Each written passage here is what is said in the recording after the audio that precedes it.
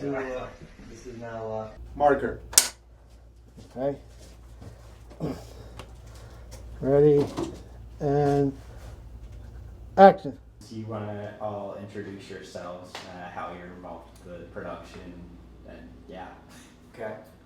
My name is Zay Rodriguez. I am a film writer, actor, producer, editor. I guess a jack of all trades. I had the pleasure of producing and writing My Brother's Homecoming, and without these film geeks here, this film really wouldn't be what it is today. So that's me. I'm the film director for this film, April's Homecoming.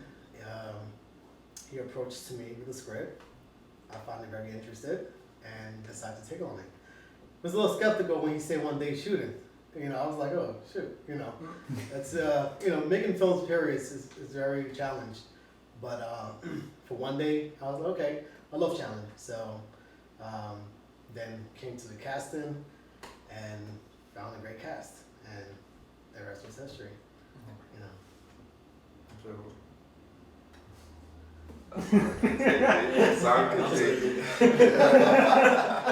I'm Hassan. I played one of the two main characters of the film. The way I found it, I actually was searching through the Philadelphia database for a lot of casting films, and I was actually going to avoid it because of just the dealing with brothers and death. But for whatever reason, I just said, let me take a chance and try it out. And I'm really glad I did and double back on it because I met these two great directors and writers and this great actor right here, my boy. Appreciate you. That was a great project. We got it done today, like Kenny said, which was incredible. So. Yes. All right, my name is Colin. I'm the voice of Drew in A Brother's Homecoming. And yeah, how I found it, I just researched a lot, and I came across it on the database as well. And these guys just made me comfortable really with the role, and they really motivated me to go for the role. And it was one of my first actual films with dialogue in it. So it was a good challenge, and it was a good way to take another step forward. Okay. So on production, was there anything that went awry? Anything that didn't go as planned, and how did you tackle those challenges? the 6 hour limit. Yeah, literally. We were supposed to shoot it within 6 hours, the whole entire film. What really I think held us back was this location, literally underneath our feet is a basement where we shot. We shot in broad daylight, so to try to cover these windows is 1, 2, 4, I think 3 or 4 So upstairs. 3 or 4. Yeah. But anyway, we didn't have much stuff to cover because the light was the sunlight, they're very bright, and these blankets we had were very thin. So I don't know how we managed to do it, but we did it. We ended up blocking these sunlights and put these lights here to portray as the night kind of look vibe. Mm-hmm. That took forever. It really did. It's because it was literally sunny as heck. It was 3 o'clock in the afternoon. It was about it was late noon, 3 or 4. Yeah, around there. So it was. I thought it would have been we were able to work with it, but we did. But it took a while because of that. But after that, then everything else went pretty smooth. Got a little tired. Really did. It got a little tired as the time went by. It was 12 hours. It was. I was ready to give up. But it's like you said, Kenny. We definitely, we got it done. And it became, the production went smoothly afterwards. Right after here, we went to another location, and from then on everything went pretty smoothly. Even though we wrapped in 12 hours, but that's pretty much it's a given. If you're a filmmaker, you pretty much know that 6 hours can convert to 12 or sometimes longer than that. So no, the other one was the apartment too. Yeah. Where it was second floor. It was supposed to be a house. Yeah. And we're supposed to have, like I said, the lighting. Everything was the lighting. The lighting was what held me back. And we did, because we were supposed to light come through the window, and we couldn't because it's the second floor, so we had to find a way to, how can we create this light come through the window from a second floor within using these lights. You know, we don't have a crane to, but I found a solution, Is there anything you would want to redo on this film if you got the chance? Chill in the basement to me at nighttime. Literally at night.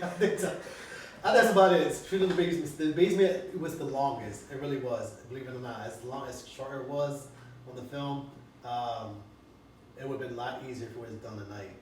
The lighting would have been so much easy, been quick and in and out. But that's about it. All right. Can you explain what filming was like during a pandemic? This is It was awesome. very interesting, but surprisingly smooth. Obviously, everyone had their mask on when they were on camera, and after the yellow cut, I threw my mask on. We both kept our masks on. It was honestly it felt like a good distraction, to be honest with you. It was good to kind of see people in person again. And the coolest thing about it, at least with our specific group, there were constantly these jokes going around during the whole day, and it kept the vibe really, really up. It almost felt like there wasn't a pandemic going on, which you kind of need that healthy distraction of the world to kind of focus on the work, because it's the craft that we do. So it's supposed to be fun. So I definitely really enjoyed that. Well, for me, it was interesting filming during the pandemic just because it is a different time, and of course, we got our masks, always masked up. I got 3 masks with me, just in case somebody ever need one. So, yeah, I always try my best, as an actor, being around people.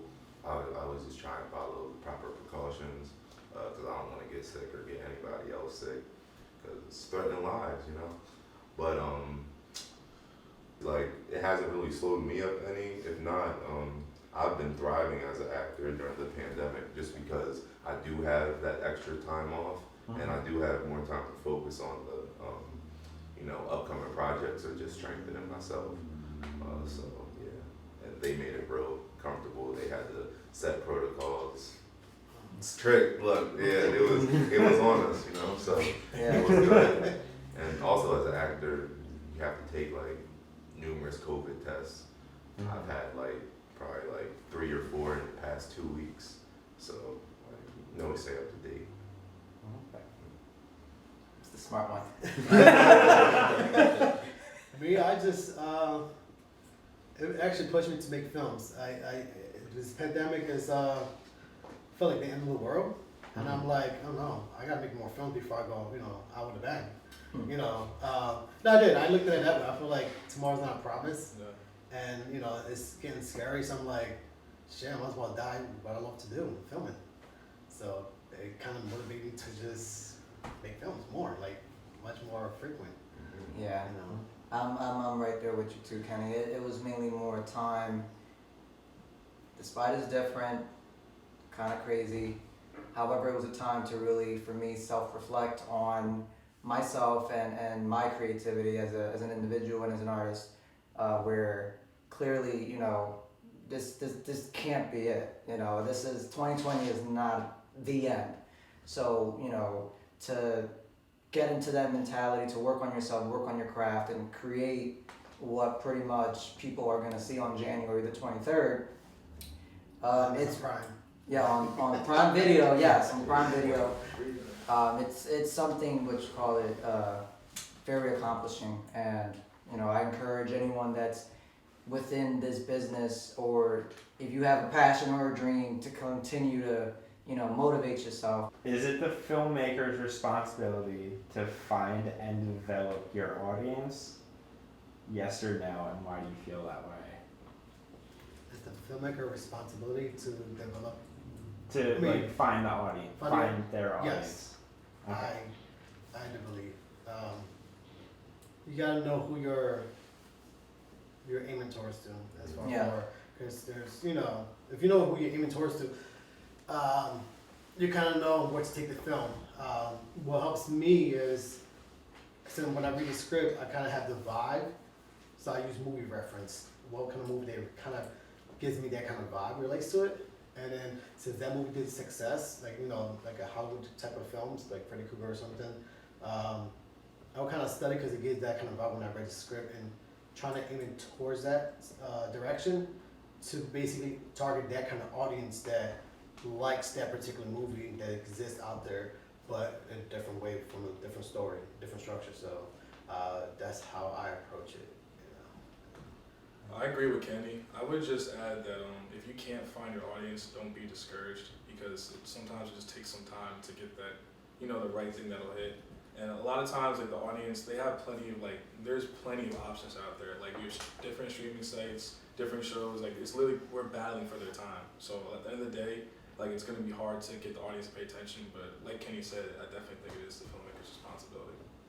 I definitely, yeah, it's 100% the filmmakers, but I feel like it's the talents as well because you're all a part of the project. You know what I mean? And you all want people to see your work or a director that you like to work with, or you like the director's work that maybe other people's acting style would fit the director's. It's because the industry is about connections and networking. So I just feel like everybody should be open to be an audience member of everybody's work. So that's where I'm coming from with it. What is one thing you wish you knew before starting this production that you know now? That it was going to take 12 hours. I would prepare. I would have more sleep. Yes, I would have more sleep. I really would have. Yeah, that's that. But also, just knowing exactly how. Because usually, I have an idea how I was going to approach it, but it's very different when you actually appear to the set. When you appear to the set, it's you had an idea, but then you start to really figure out how you're really gonna do it because you're at that moment and time is ticking.